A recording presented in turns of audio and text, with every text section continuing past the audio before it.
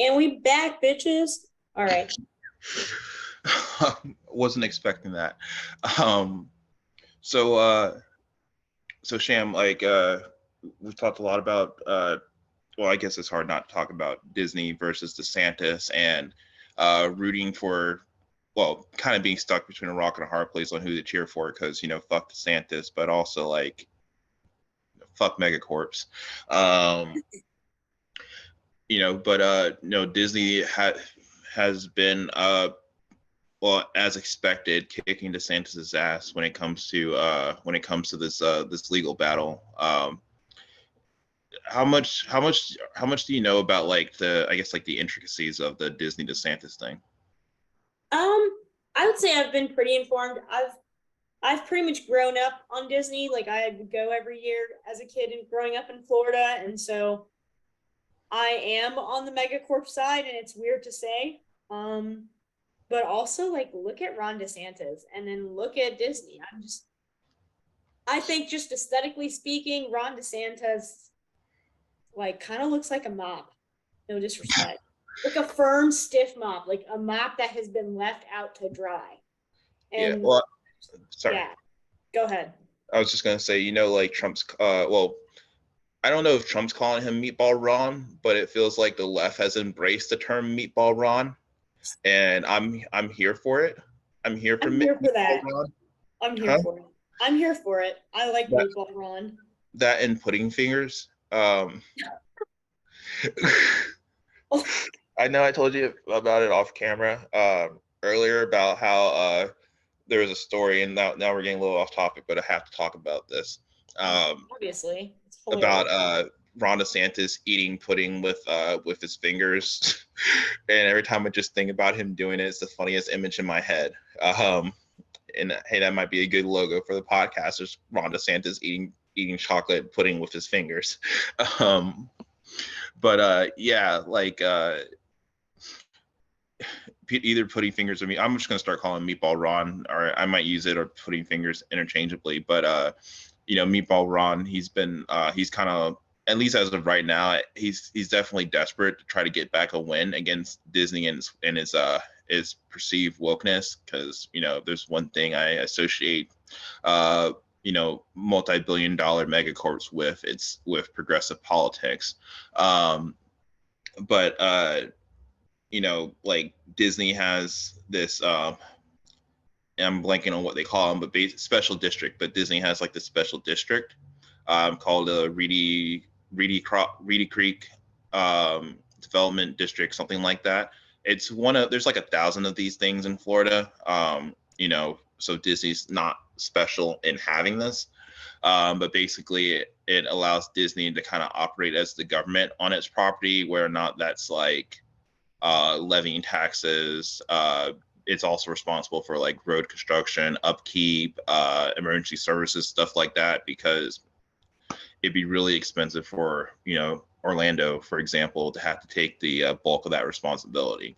And so it's just simpler and cheaper to let Disney kind of be I, responsible for the things. I will say Disney does take a good job, does do a good job taking care of all of those responsibilities. I've been to that district and it is absolutely stunning. But going back to the pudding finger really quickly, I'm sorry. I'm not that sorry.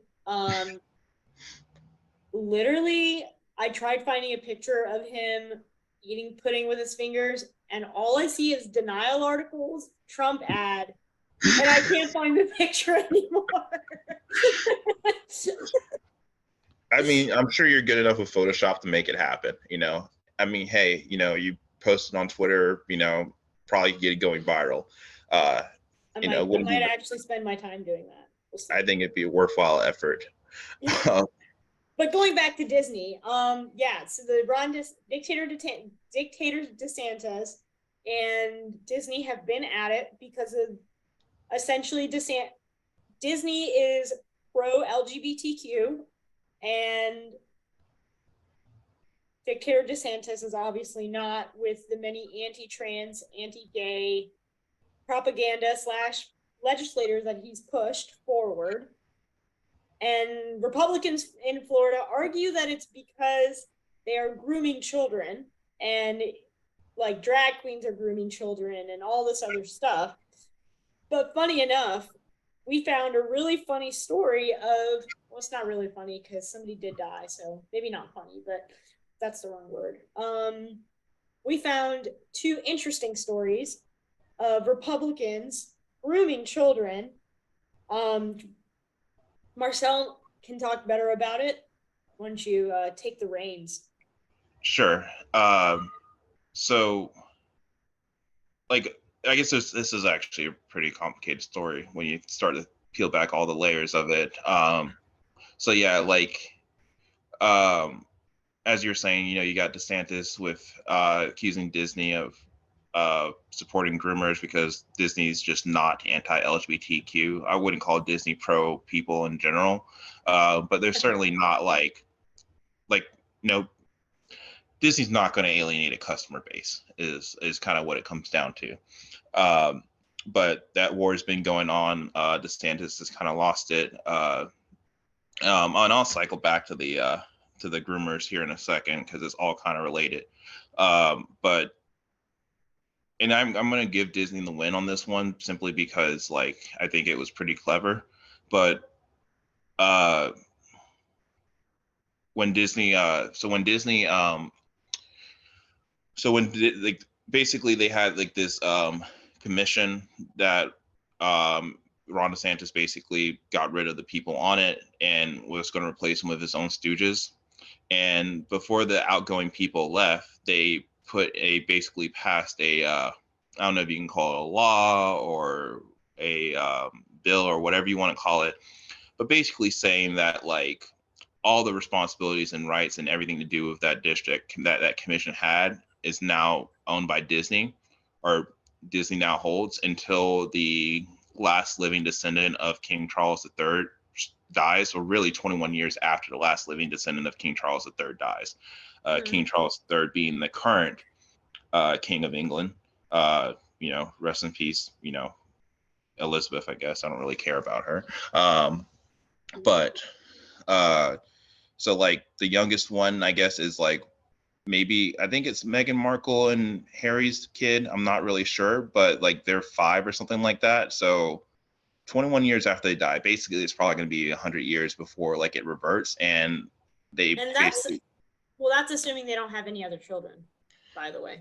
Well, it's like I think from my understanding of it, and granted, I'm not a lawyer, but my understanding of it is like at the time of it passing.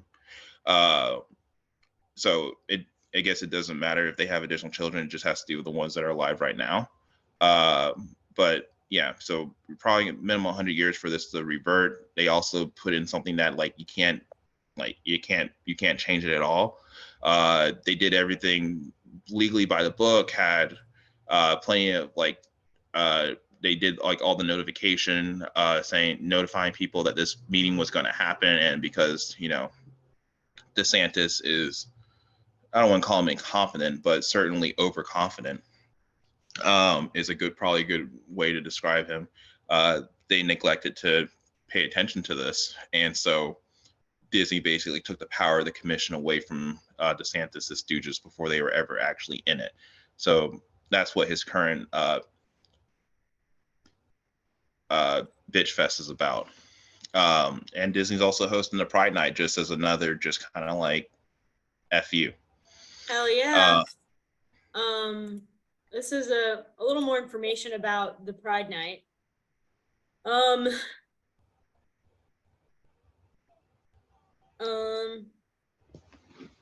Basically, DeSantis has declared that you're not going to have Disney have its own government in Central Florida, and you're not going to live under the same laws as everyone else. And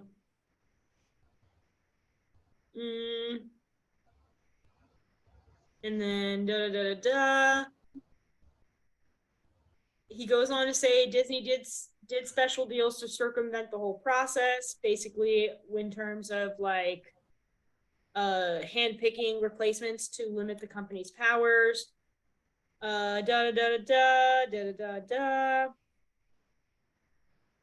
Anyways, Disney's doing After Dark Pride Night, and I'm here for it. That sounds amazing, and that sounds like a lot of fun. And you know who's not going to be having this fun? Meatball or Santos. Well, DeSantis. it's going to be because he's busy eating pudding. Um, but but yeah, like he's pretty upset that he's lost his, so much so that he's left the state and has gone touring for the, campaign for a campaign that he hasn't announced yet. Um, but we'll see that. We'll see how if that develops. But it's started causing a lot of people to lose confidence in his ability to lead, and questioning his motives. And I know there's a lot of like rumblings in Republican donor circles about whether or not they should put their money behind DeSantis or Trump, especially considering that Trump's like just clearly like dominating DeSantis, and like outside of like Trump dying from a heart attack, which is honestly entirely possible, he probably just sweeps that Republican nomination clean. Like, I mean, Mike Pence, no one gave a shit about. No one gave a shit about Mike Pence before he was Donald Trump's VP, and they still don't give a shit about Mike Pence. Nikki Haley kind of reminds me a lot of Beto in that she really overestimated people's how much people like her, but I don't know. Maybe she's just campaigning for VP slot. I feel like that's what a lot of these people are doing. I mean, I genuinely don't think Donald Trump's gonna pass away at any point in time, and so therefore I do think he will win the Republican nominee. Um, Only because of how Ron DeSantis has been losing a lot of steam from all this stuff that's been going on, and then on top of that, going back to Donald Trump passing away, I think really salty people can stay alive for a really long time because the salt in their blood just keeps them alive, like just keeps that meat fresh. Yeah. So you're saying this? My doctors have been lying about my salt intake. No, I would still listen to your doctors. I If your doctor's telling you something, I do recommend listening to them. They know a few things here and there, quite a few. And what's even more awful is that Florida is kind of becoming inhospitable for the LGBTQ community. It's becoming hospitable for people of color. And going back to the LGBTQ part, I wanted to share this article with Florida Gay Pride has canceled the Pride Parade that normally usually happens in June, I believe. And they've canceled it because of an anti-drag show law that was passed. So let's see. It bans children from adult performances, a proposal aimed at governor's opposition to drag shows. The DeSantis administration has moved to pull liquor licenses of a Miami hotel that hosted a Christmas drag show, alleging children were present during the lewd display. And it's kind of like, once again, the government, Republicans always talk about how they are all pro small, like big government and all this other stuff. But in Florida, at least, and I imagine in other states, the state government's probably like taking more and more power away from local governments. They're probably they're more big government than we think. Yeah. Yeah. There's a whole conversation we could have about the overreach of the state government of Florida into local governments. And I don't. Maybe that's something that we don't have time for yeah, that today. Maybe we another. can talk about. We'll talk about that next episode. But yeah, there's a long conversation we could have about that. But yeah. Going back to child groomers, Marcel, tell me what you know, because I feel like you know more than me about this.